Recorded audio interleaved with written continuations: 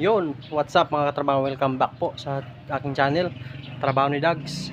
Nagbabalik, yan po yung nasa likuran natin, yan po yung ginawa kong upuan na maliit. Kasya lang po yan sa mga 3 tao o 2 tao lang po. So, yan, nakikita natin ay gawa po siya sa tubular at saka steel matting at saka yung rebars na 10mm. So, kikilatisin natin, Trabaho ni Dags. Yun, what's up mga katrabaho, ito na yung ginawa ko upuan. Gawa po siya sa mga sobra-sobra na material. Yan po ay hindi sinadya at medyo naisip ko lamang. Nagkataon po na medyo nag-spark na naman yung aking isipan, kagaya ng pagwi-welding. Ayan, yan po yung sobra na tubular, kalahating ano lang po to, kalahati ng tubular na isang haba, kalahati lang po niyan. Ayan, yung bakal na 10mm, kalahati lang din yung nagamit ko. Yung steel matting na yan, ito yung sobra sa ginawa kong cage. Pinagkasya ko lamang po dito sa kanyang, ayan, kung napapansin niyo itong gilid at saka itong gilid, yan po yung kinuhanan ko ng sukat. Ayan, at saka itong pinakadulo hanggang dito rin sa isang dulo, yan, para hindi po siya magmukhang pangit kagaya ng mga relasyon ninyo. Ayan, yan lang po yung aking ginawa. So ang ginawa ko dito, nilagyan ko siya ng support dito sa ilalim, ayan, para silbing design niya, tsaka magsisilbing tibay niya dito. Kasi itong bakal na to, manipis lamang po. Ngayon pag inupuan ng tao yan, lulundo yan, bibigay.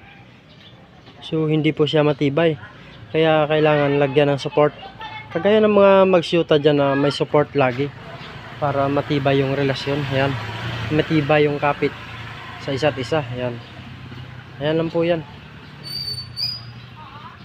So itong diskarte ko dito, itong bakal na to, hindi po siya pinutol. Ayan, hindi po siya pinutol, isang haba po yan.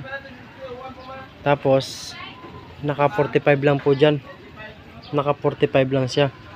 Sa mga marunong mag welding dyan, marunong gumawa ng mga ganitong klase ng mga output, alam nila yan, mga katrabaho natin dyan na marunong. Ito yan, ito yung sinasabi ko. Yan, ang ginagawa ko po dyan, isang haba na yan. Yan, nagkakat lang po ako ng ganyang kalaki. Ayan, yan ang sistema na yan. Yan lang po kalaki, pinakat ko. Ito, kagaya nito. Ayan, kagaya nyan. So ngayon, kapag inano mo yan, pagka na-fold mo yan, ito yung magiging resulta nya. Ayan na siya. Yan na po yan. So maraming salamat po sa mga katrabaho natin dyan na sumusuporta palagi. Ako po'y patuloy na gumagawa ng mga ganitong tent. Ayan, so sa konting material, meron tayong upuan. Ayan, kagaya po nung ginawa natin dito. Ayan, yan po yung mga sobra-sobra din yan. Ito sobra din to. Yan. So ang taas nito 40 cm. Ang haba naman ito kulang-kulang sa 1 meter, kasi pinagkasya ko lang yung matting. Ayan, baliktad yung aking hawak ng metrohan. Kulang-kulang po siya sa 1 meter. Yan po yung 1 meter, baliktad nga lang.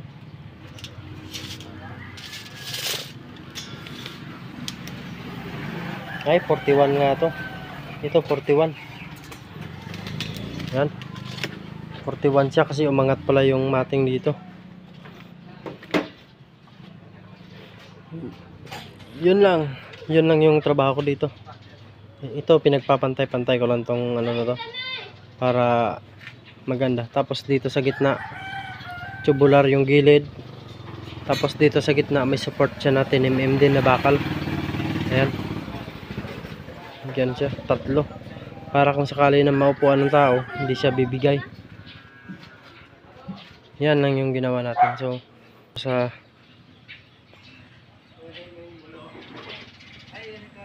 trabaho natin yan. So, pipinturahan ko lang to ng kulay itim.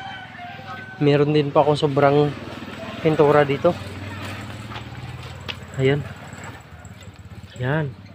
Tamang-tama lang to. Ito yung brush.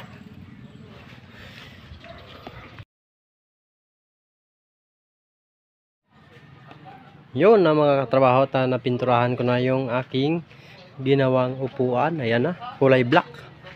Kagaya ng pinakita ko ng pintura, yun yung ginamit ko. Quick dry po siya, ayan. Nakitang-kita naman na maitim na. Ayan. So gumanda na siya tingnan. Ayan. Siguro mga isang gabi tuyo na to. Pero mga 2 araw, 3 araw bago maupuan. Ayan. Bago siya gamitin para hindi kakapit ang pintura. Ayan. Bago naman. Listen. Wapak Digital Sound. Here comes the music.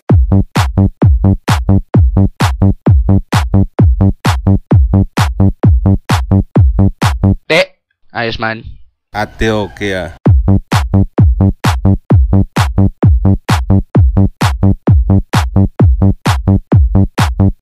Cowboard. Ayos man. Mau gabi ba? Basko ba? Cowboard. Mabato ka pa? Ay masaligbat pa. Ayos man.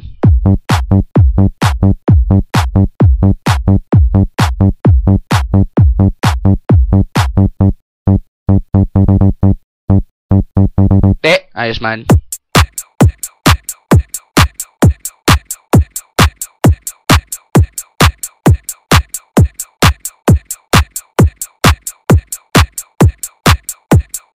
Listen to the fat bass. Say. Exclusive. Wapak.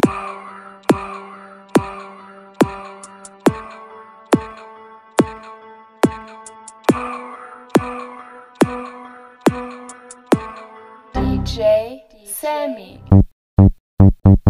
Ayos man.